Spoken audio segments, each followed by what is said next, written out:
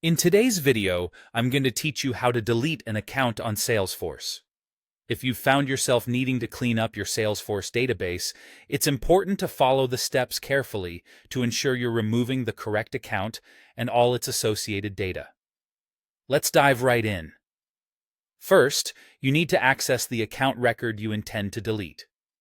Start by navigating to the Accounts tab within your Salesforce interface. It's the gateway to all your account information. Once there, you have a couple of options to locate the specific account.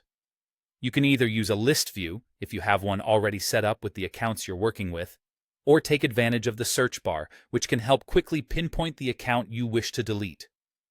Once you locate the account you're looking for, click on the account name.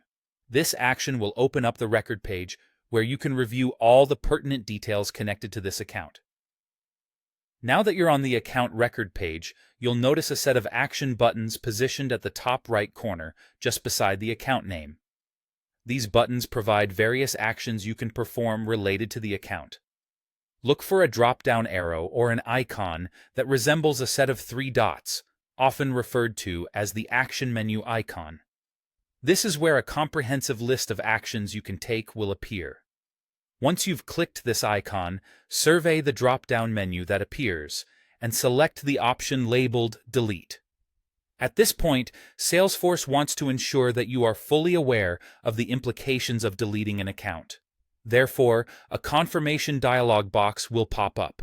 This dialog box is crucial as it provides a vital reminder. Deleting this account will lead to the deletion of all its related contacts, any open activities, cases, and notes associated with it.